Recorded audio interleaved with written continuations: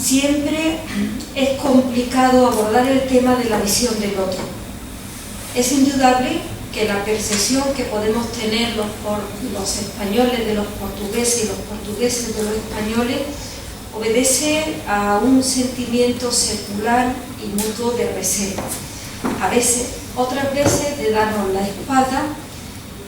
pero al fin y al cabo es ignorar la realidad y las vivencias paralelas continuadas que siempre hemos tenido.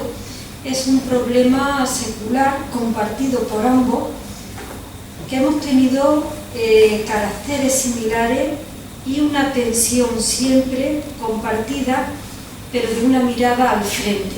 Eso creo que hay que reconocerlo a lo largo de los siglos que aquí voy a intentar repasar. Si bien es cierto que hay que diferenciar entre muchos autores que no podemos considerar como autores histórico-críticos, sino de acumulación de datos o de referencias diversas o con objetivos diversos, de otros, a partir ya de avanzado el siglo XVIII, mejor principio del siglo XIX, que sí mantienen ya y elaboran estudios críticos dentro de una visión científica de la historia, que es el aspecto en el que yo me voy a centrar, puesto que aunque los estudios de literatura, de filología nos preceden en el tiempo, ya llevan una trayectoria muy larga, de la que yo simplemente voy a hacer alguna puntualización porque me parece interesante. Por ejemplo, hay un estudio relativamente reciente de Zulmira Santos en el que hace una exposición de las relaciones que existieron durante el siglo XVIII entre filólogos y literatos, fundamentalmente españoles y portugueses, a partir de las cartas de Mayans y otros españoles con portugueses, sobre todo a partir de la correspondencia y los datos que aporta Fray Manuel de Senapur. Y ya en España, a mediados del siglo XIX, en 1869 exactamente, se publica la primera historia de la literatura portuguesa del siglo XIX, obra de Antonio Romero Ortiz. En esta, que es una obra fundamental porque lo que hace es, en primer lugar, resaltar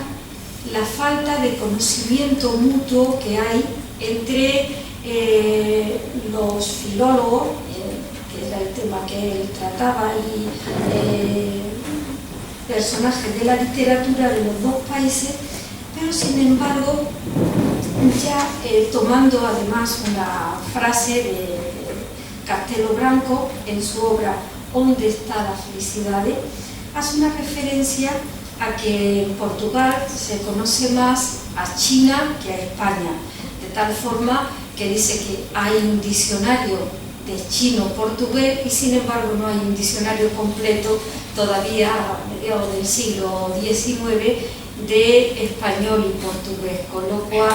eso a él le parece ya un signo indicativo de dos países con vivencias tan paralelas y tan comunes y un desconocimiento tan grande de uno y otro. Asimismo, ya en ese momento se empezaron a publicar algunas traducciones de autores portugueses en castellano,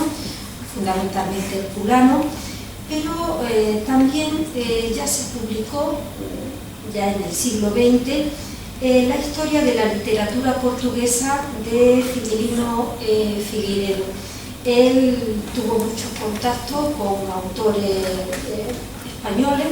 fundamentalmente con Menéndez Pelayo y con Unamuno, y por lo tanto, a partir de ahí, él escribió incluso dos obras sobre España, las dos Españas y Pirineos, con lo cual ya ahí empieza a haber una línea de estudios hispanos por parte de profesores portugueses y de españoles sobre estudios sobre portugueses de una forma mucho más fluida. Es más, Menéndez Pidal inició una línea de investigación que en su vida no desarrolló ampliamente sobre el estudio comparativo de los romanceros españoles con los romanceros portugueses. Línea interesante que se ha seguido en la actualidad en el Instituto Universitario Seminario Menéndez Pidal de la Universidad Complutense, y que incluso actualmente están digitalizados y se pueden consultar online toda la serie de romanceros, no solamente españoles, sino además dos series prácticamente no completas, pero sí un desarrollo bastante amplio de romanceros portugueses y brasileños. Por lo tanto, esa línea que ya iniciara Menéndez Pidal se ha ido desarrollando y potenciando en los últimos años. Y asimismo, filólogos nos llevan, digamos, la delantera en este tipo de estudios. Fundamentalmente, como siempre suele pasar, con motivo de algún centenario, como por ejemplo el de Unamuno, en el cual fue uno de los que más cerca tuvo a Portugal, y él, cuando se publicó, con motivo del centenario de su nacimiento, su obra sobre Portugal, Julio García Morejón ya resalta que aunque siempre español y portugueses seguimos estando desconectados, sin embargo, eventos como ese, la celebración de un centenario, da pie a que estos estudios se potencien, y en esta misma obra y otras de este estilo, algunos de los seminarios de lusitanistas que se celebraron a partir de este momento son un indicio de ese punto de inflexión deseable que, sobre todo, como digo, en filólogos, tiene una larga trayectoria. Sin embargo, centrándome más en estudios de historiadores del derecho, del siglo XVIII tenemos también que ponerlo como momento en el cual se inician una serie de estudios que empiezan, yo diría que así un poco, haciendo una reflexión que el siglo de las luces en este tema más bien tiene sombra, y sin embargo el siglo XIX, con todas las sombras que tiene, sin embargo da luz en los estudios históricos jurídicos entre historiadores portugueses y españoles. Lo digo porque los primeros estudios de historiadores o de juristas sobre Portugal son del género que muy conocido en este momento, de viaje, fundamentalmente los de Campomanes, posteriormente los de José Cornide, pero que cuando analizan Portugal en sus viajes lo hacen con fines estratégicos, con fines políticos, de tal manera que realmente estos primeros estudios sobre la geografía y la historia de Portugal más se realizan con motivos bélicos, para utilizarlo en dos guerras sucesivamente, que para otros fines. Igual pasó posteriormente con el viaje a Portugal, que dio como resultado la obra Portugal Estado de Portugal en 1800 de José Cornide, que también se realizó teóricamente para transcribir unos manuscritos que se conservaban en el archivo de la Torre de Totombo sobre las partidas, que después resultó que no se localizaron, pero realmente a partir de ese momento, a solicitud del embajador de España en Lisboa y de Godoy, realizó un viaje por Portugal que se utilizaría, o que se pensó utilizar, para la invasión de las tropas francesas a Portugal. Finalmente el encargo quedó en nada porque ni se le pagó el trabajo ni se publicó. Se publicó un poquito más tarde, se republicó, mejor dicho, de nuevo la obra de Campomanes sobre el mismo tema, que era más incompleta que la de Corville. Por lo tanto, teniendo en cuenta esta circunstancia y la utilización por parte de estos dos autores españoles, precisamente de todos los libros de viaje y de itinerarios de Rodrigo, por ejemplo, de Juan Bautista de Castro, etc., ahí se inicia una serie de relación y de conocimiento de la obra de los dos países, pero obviamente dentro de esa sombra que digo que tiene el siglo de la luz. Es interesante la obra de Campomanes porque, aparte de ese fin que digo estratégico, sin embargo, él conecta con algún autor portugués porque dentro de su sentido de proyección de toda su obra, dentro de lo que puede ser la potenciación y la industria de los pueblos, se publica por primera vez una traducción portuguesa precisamente del discurso sobre el fomento de la industria popular de Campomanes, que había sido publicada en 1774 y solo 4 años después se publica la traducción portuguesa. Por lo tanto, ahí tenemos ya como el contacto inicial, que no había sido científico, sino estratégico, sin embargo da unos resultados científicos. Por lo tanto, tenemos que avanzar en el siglo XIX para iniciar realmente los estudios de ambos países y acudir al conocimiento que de unos y de otros podemos tener. Y considero que el primero y el principal, quizás por eso voy a centrarme en él de una manera especial, va a ser Alexandre Herculano. Junto con Pablo Merilla, son los dos historiadores portugueses que más influencia tuvieron y han tenido en los españoles. Su obra se ha reproducido, se han reeditado, se han traducido, sobre todo la de Herculano.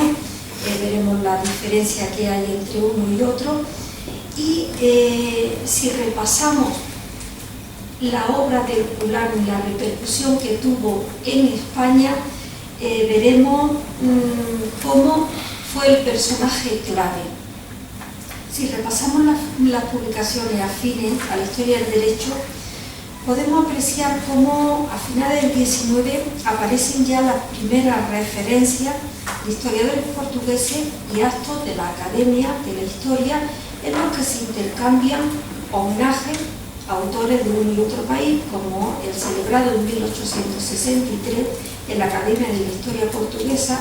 en cuyo seno se homenajeó a Martínez de la Rosa a iniciativa de Luis Rebello de Silva. Tiene el doble mérito de haber partido dicho historiador, conocido antiiberista precisamente, pero en su laudatio ya resaltó que las fronteras políticas no podían separar el mutuo intercambio de la cultura entre ambos países. Asimismo, se realizan publicaciones conjuntas a partir de este momento en el que tiene papel destacado. Debe también citarse, asimismo, la edición de revistas como la Revista Crítica de Historia y Literatura Española, dedicadas a difundir las publicaciones de la península y fuera de ella, que traten de la historia general y de la literatura de España, Portugal y las colonias, tanto de las antiguas como las que aún en ese momento permanecían.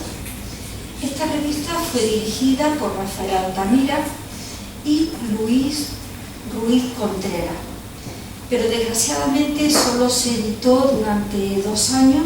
y dejó de publicarse en 1895, siendo de nuevo dada a la luz con un título diferente, Revista Crítica de Historia y Literatura Española, Portuguesa y Hispanoamericana, también dirigida por Rafael Altamira, y que se publicó 7 años exactamente, hasta 1902. Y a partir de ese momento, una muestra más del conocimiento y reconocimiento de autores portugueses en España, debemos centrarnos en la figura de Herculano. Desde finales del siglo XIX es la elección del tema de un discurso en la Academia de la Historia de España por Sánchez Moguel. En este discurso, que si bien no es un texto de una gran profundidad, sin embargo, sí expone por primera vez de una forma amplia toda la obra y el pensamiento de Herculano en España. Analizando brevemente este discurso, llama la atención cómo Sánchez Moguel, sobre la iniciativa del tema por parte de la Academia, conecta a Herculano dentro de las fluidas relaciones que tiene la Academia de la Historia con la Academia de la Historia Portuguesa en aquel mismo periodo de finales del siglo XIX a que antes aludí. Pero además, Sánchez Moguel, entrando en el contenido, hace un análisis fundamentalmente de la historia de Portugal de Herculano y de los orígenes de la Inquisición en Portugal. Análisis que no queda en referencias vacías, sino que responde a todo el planteamiento que en este momento se hace en España de la historiografía portuguesa, de tal forma que defiende a Herculano frente a la historiografía portuguesa, que hasta ese momento lo había atacado, tachándole simplemente de un autor que reproduce la obra de autores franceses. Y a partir de estos datos, Sánchez Moguel lo que hace es comparar cronológicamente la obra de los autores franceses, que los portugueses dicen que Herculano simplemente copia, para hacer una defensa a ultranza de la obra de Herculano, diciendo que es imposible esa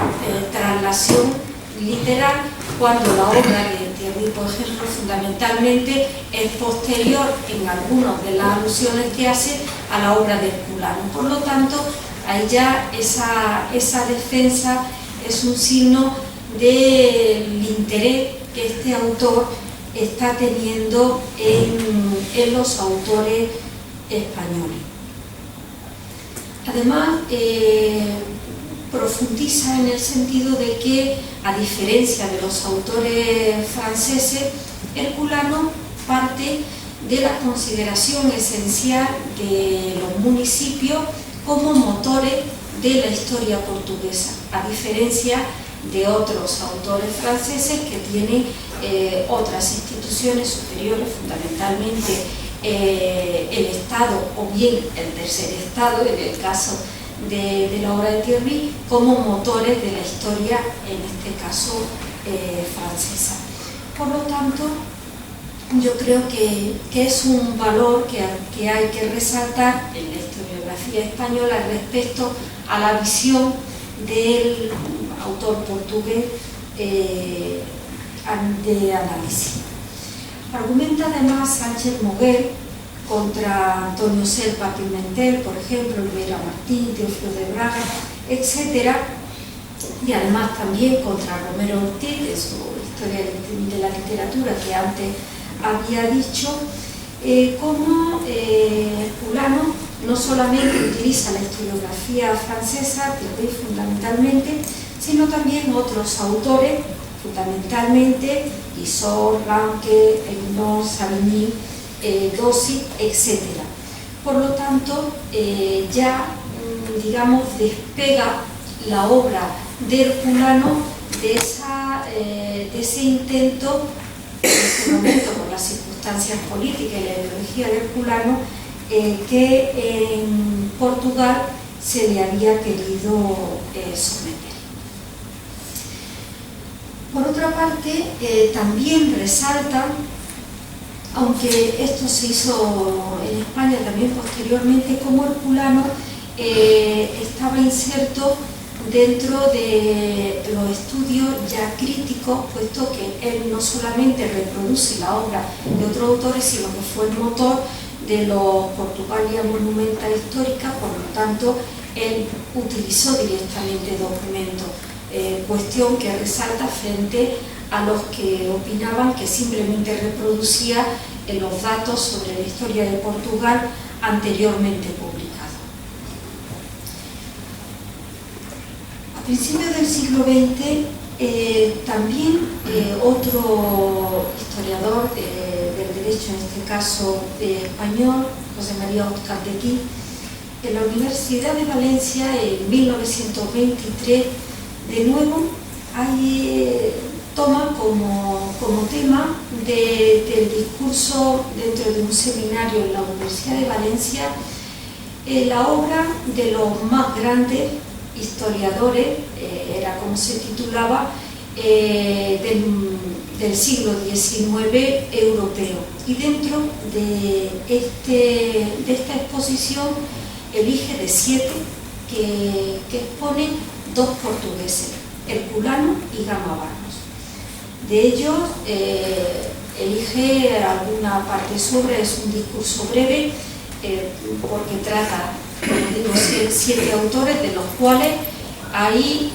2 portugueses, un francés, un alemán, y el resto son españoles. Por lo tanto, ahí ya es un indicio de esa sensibilidad que están tomando los estudios españoles respecto a historiadores portugueses. Y asimismo, para mí me llamó poderosamente la atención cómo en una oposición a cátedra de Historia del Derecho en la Universidad Central, en el programa de Historia del Derecho que se tenían que desarrollar los opositores, precisamente salió a bola, decimos en España, un tema que era Herculano. En esa oposición, que fue en 1931, concursaban dos grandes historiadores del derecho. Por una parte, don Galo Sánchez, que sacó la cátedra finalmente, y el segundo opositor era mi maestro y el maestro del profesor Pérez Prende, don Manuel Torres López. Esa oposición que realicé hace varios años un estudio, y está publicado, el tema de Herculano que se desarrolló, era el tema por escrito, había otro ejercicio orales, pero este era el escrito. Por lo tanto, los concursantes tenían que dominar el tema, y en la transcripción de los mismos se ve la profundidad como los dos historiadores del derecho españoles conocían la obra de Herculano. Cada uno a su estilo, son diferentes, don Carlos Sánchez más breve, don Manuel Torres López más amplio en su exposición, pero analizan de forma extensa y profunda la obra y las diferentes facetas de Herculano como historiador, como escritor, como poeta. Don Manuel Torres lo inscribe dentro de la Escuela Histórica del Derecho y hace alusión a la profunda formación en toda la historiografía del momento, europea del momento que tiene Herculano, y en la aportación de la obra de Herculano tanto a la historiografía portuguesa como a la española y a la europea. Por lo tanto, yo creo que eso es ya un indicio del conocimiento que en España se tenía a nivel de cátedra de Historia del Derecho de la historiografía portuguesa. Y ya respecto a los manuales de Historia del Derecho, hace unos años la profesora Soria Cesé realizó un estudio de los mismos y llegó a una serie de conclusiones de las cuales yo a mi vez he ido profundizando en algunos de esos puntos. Y por ejemplo, en la Historia General del Derecho Español de Eduardo de Hinojosa, una de las primeras que se publicaron, se recoge una breve referencia a los historiadores portugueses dentro de un estudio más amplio de historiografía del momento, y en el epígrafe dedicado con el título Cultivo de la Historia General del Derecho en España, leo literalmente, dice: la identidad del derecho castellano y del portugués ha dado margen a que los jurisconsultos e historiadores del vecino reino, para ocuparse muy de propósito en los estudios que tratamos y a su celo y diligencia, se den trabajo de sumo interés acerca de los primeros tiempos de la historia del derecho español. Baste citar a este propósito las disertaciones de Antonio Caetano de Amaral sobre las instituciones de la Lusitania desde los tiempos más antiguos hasta la invasión de los árabes, o las disertaciones cronológicas de Ribeiro, en los que se ilustran muchos puntos de la organización política y judicial de la Edad Media y de la eruditísima historia de Portugal de Herculano, cuya importancia para el estudio de las clases sociales y de la organización municipal de la península en la Edad Media es universalmente reconocida. Aunque el párrafo aparentemente parezca breve, sin embargo tenemos que tener en cuenta que casi duplica en línea pues, a lo que dedica la historiografía alemana, por ejemplo, que era en este momento una de las más significativas. Por lo tanto, se ve que en una síntesis, Hinojosa, su historia del derecho, es una breve relación más en este tema, por lo tanto, digamos que es mucho más amplia que el resto de las referencias que hace a la historiografía de otros países.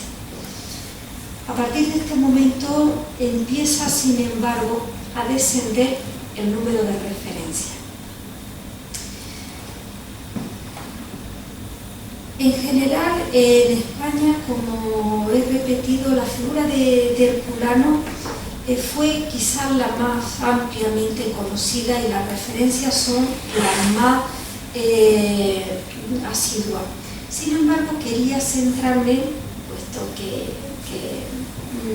me inscribo dentro de la historia del derecho, en la polémica que se entabló con Muñoz y Romero en torno a las clases sociales en la Edad Media, especialmente sobre el estado de las clases siervas en la península durante los siglos VIII al XII, que radica en la consideración de que lo que Herculano designa hombres libres inferiores, para él procedentes de la clientela militar germánica, a partir de la cual surgen entre los hombres libres dos clases, los hombres libres y los no libres, los simples libres, y otros que por los lazos de sumisión que tenían se aproximaban a los siervos. O la polémica que planteó con Cárdenas, con Francisco de Cárdenas, sobre la existencia o no de feudalismo en la península ibérica, o con Martínez Marina, en torno al valor de las instituciones medievales como los precedentes de las Cortes Constitucionales.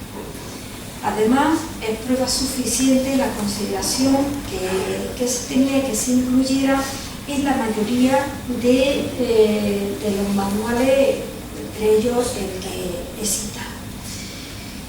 Pero en esta polémica que acabo de mencionar, me centro en una, en la que mantuvo en torno a la existencia o no del feudalismo en los reinos de León, Castilla y Portugal. Cuando releía esta obra publicada en el tomo quinto de los Opúsculos, que dejó sin terminar, posiblemente yo me acordaba que Herculano estaba escribiendo en Santarém poco antes de su muerte esta obra,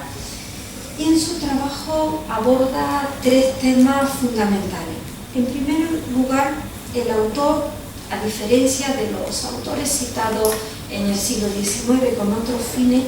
él ya hace un estudio histórico-crítico fundamental, que es casi una punta de lanza de un tema que luego ha tenido tanta trayectoria y tanta polémica a lo largo del siglo XX y que todavía sigue abierta. En segundo lugar, es una obra que se inscribe dentro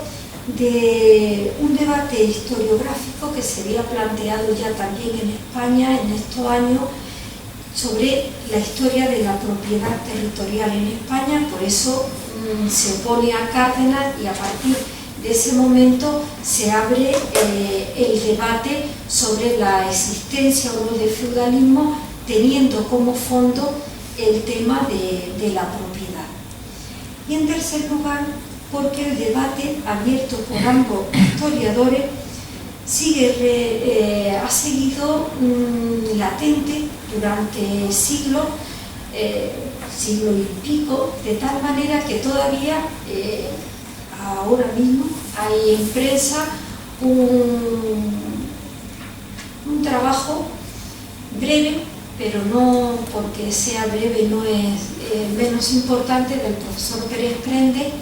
en el cual yo creo que da quizás el punto de inflexión final sobre la existencia o no de feudalismo en la península ibérica, considerando que sí, que existió feudalismo, tanto en España como en Portugal, porque se va a publicar dentro de un diccionario de instituciones españolas y portuguesas, por lo tanto peninsulares, y ahí, digamos, sigue latente y sigue todavía en vigor el tema que iniciara Herculano precisamente en Santander. Ese tema, además del feudalismo, pero teniendo como base la consideración de la propiedad, debemos tener en cuenta que se inscribe dentro de una polémica vital en ese momento, cuando se acababa de promulgar el Código Civil portugués, el primer Código Civil portugués, cuando se seguía debatiendo en comisiones de codificación en España todavía la redacción última del Código Civil español, que todavía se retrasó hasta 1888-89, y uno de los puntos fundamentales de retraso de la redacción del Código Civil, aparte del tema de los derechos forales, precisamente era el tema de la propiedad, de la consideración de la propiedad liberal después de la abolición del régimen señorial o de la abolición del feudalismo en ambos países. Por lo tanto, para Herculano, teniendo en cuenta, y esto lo ha analizado el profesor Joaquín Veríssimo Serrao en su estudio sobre la concesión de Herculano dentro del liberalismo en su momento, para Herculano era un tema vital, no simplemente era un tema de estudio sobre la existencia o no en la Edad Media de feudalismo, sino sobre la pervivencia del feudalismo como una forma de tenencia de la propiedad. Por lo tanto, digamos que esa repercusión fue quizá de las más importantes entre las que se plantearon en ese momento y en los momentos posteriores entre los historiadores generales y los historiadores del derecho, tanto españoles como portugueses. Pero no solamente historiadores portugueses, en este caso, con motivo de la existencia del feudalismo en los reinos de Asturias, León y Castilla de Herculano, sino que también un historiador español, un poquito después, es uno de los primeros que realizan un estudio sobre una institución portuguesa, en este caso la Curia Regia Portuguesa, en el estudio de Sánchez Albornoz, que también a partir de ese momento inicia un debate historiográfico fundamental sobre el origen de las Cortes y la naturaleza jurídica de las Cortes, porque él empieza el tema de la curia y la consideración, la evolución desde la curia regia visigoda, el aula regia visigoda, curia regia portuguesa, y después el debate historiográfico que a partir de ese momento se inicia en toda la península ibérica en torno a la naturaleza jurídica de las Cortes. En este caso también tengo que volver a citar, y estoy ya un poco atropellándome a mí misma para no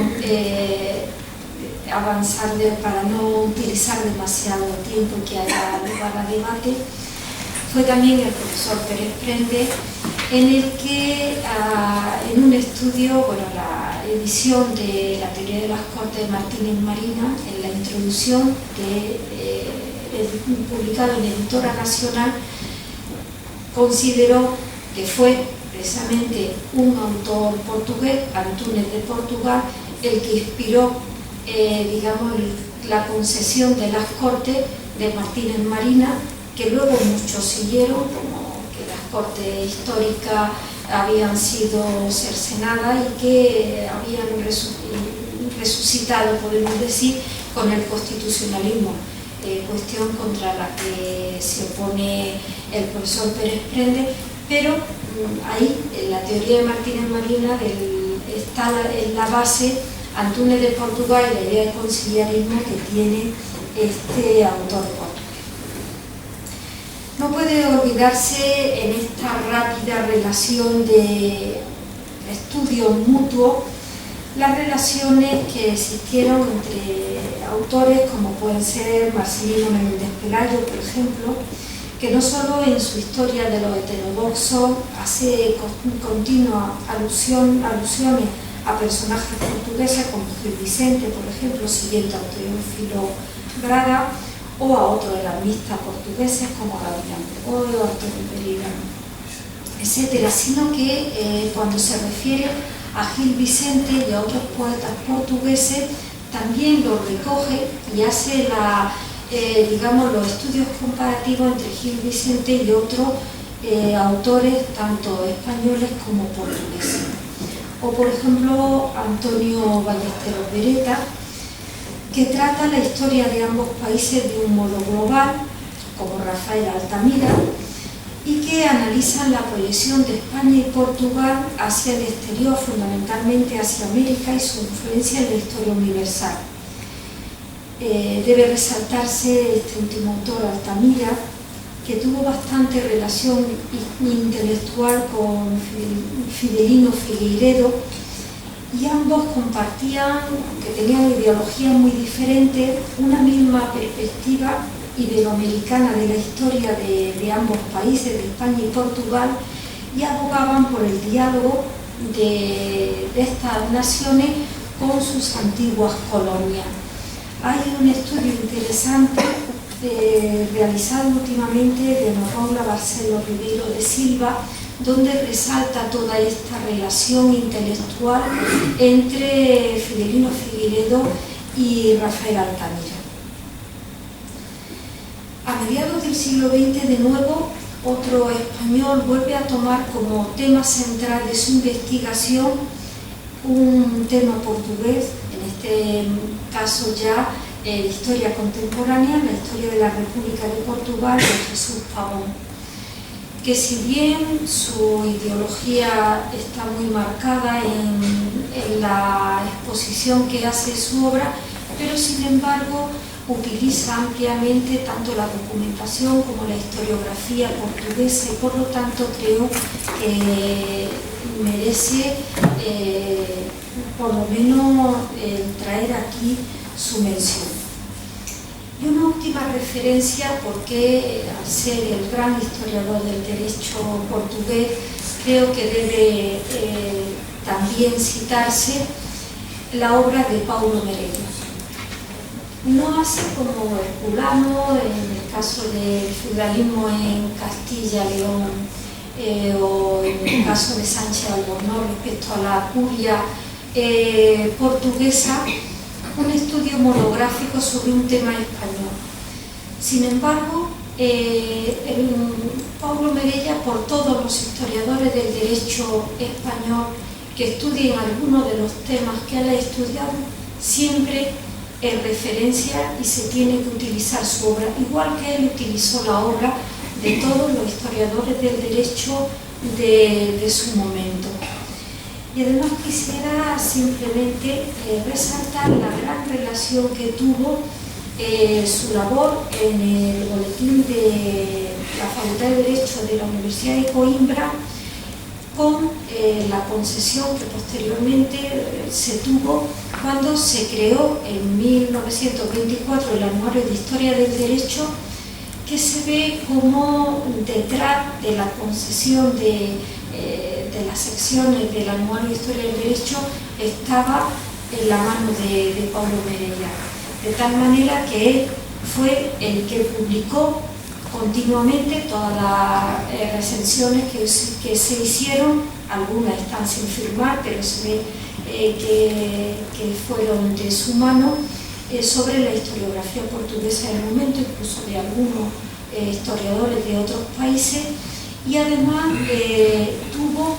una repercusión enorme porque todas las conferencias de Paulo Merella se reseñan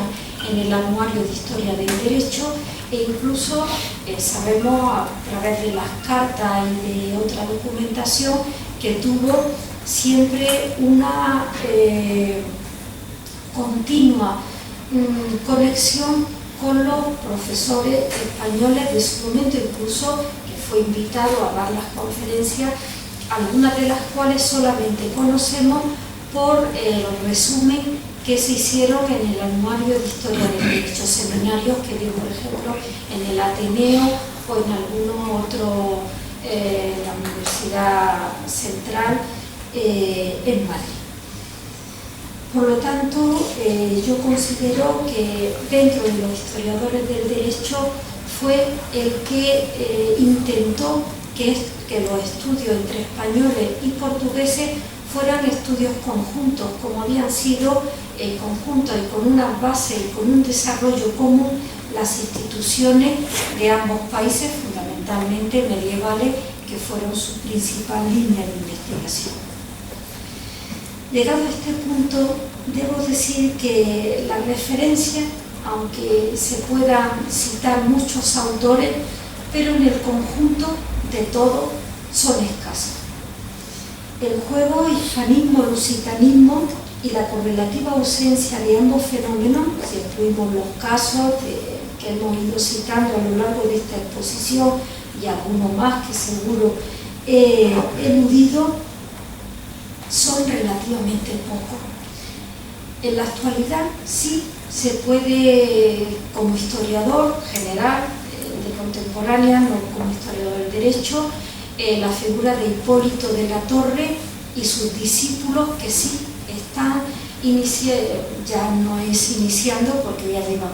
muchos años de trabajo, de una línea de estudio lusitanista en España que yo creo está dando unos excelentes resultados. No obstante, en el lugar donde hoy se desarrolla esta sesión, no puedo dejar de llamar la atención sobre la línea de los cursos de verano y los seminarios que se iniciaron y desarrollaron tanto por Joaquín Primerísimo Serrao como por José Manuel Pérez Prende, codirigido, y que se desarrollaron como cursos de verano en la Universidad de Oviedo, la sede de Gijón, y los seminarios de la Granda, más específicos, en los que también durante una década participaron ambos como motores de una línea de estudio interesante y que dio como resultado un libro que en aquel momento tuvo necesariamente que tener un cierto carácter divulgativo, pero no por eso tiene menos valor, dirigido por Hipólito de la Torre, que se llama España y Portugal, vivencias históricas. Es un libro en el que se toma desde el siglo XI al XX en un análisis no comparado sino conjunto de cada una de las etapas históricas realizado por un profesor portugués especialista en esa época y un profesor español con unas características similares, perfectamente coordinado y con un estudio introductorio por cada uno de los capítulos. Por lo tanto, ahí lo que se lanzó fue el reto de la necesidad de estudio conjunto. Considero que este modelo debe retomarse y tomar un tema, no necesariamente un periodo histórico, sino una institución, y desenvolver el desarrollo que tuvo en cada uno de los países. De esta manera yo creo que se podrían avanzar en la especialización de estudios institucionales, en los cuales se vea las relaciones, las divergencias, se analice la historiografía que ha habido hasta este momento sobre ese tema, ese tema. Ese es un fenómeno que en realidad resultaría también exportable a otros países en estudios comparativos. Sin embargo, allanaría mucho el camino para otro tipo de análisis entre historiadores españoles y portugueses. Sería un modo de ir avanzando, de ir ahora en proyectos de investigación internacionales en los que los jóvenes investigadores tanto tienen que incidir en el espacio europeo, de iniciar líneas que hasta ahora están prácticamente inexploradas. España y Portugal creo que necesitamos un reconocimiento de sí misma. No es una imposición recíproca de unos respectivos seres. Se trata, en suma, de tomar experiencia de lo internacionalista, en el sentido que he dicho, cuando estudian las relaciones de vecindad entre regiones fronterizas, pero no en el sentido de que hasta ahora se ha hecho, sino tomar los temas que he dicho, podría ser la codificación o el constitucionalismo, en el sentido que también Herculano hizo con el feudalismo, o Sánchez Albornoz sobre la curia regia, y que no tuvieron realmente un desarrollo, pero haciéndolo de forma contrastada. De este modo, yo creo que podríamos avanzar en la línea que iniciaron Joaquín Veríssimo Serrao y el profesor Pérez Prendes, y que sus discípulos hemos intentado en cierta medida seguir esa línea, pero que tan difícil hasta este momento está resultando. Muchísimas gracias.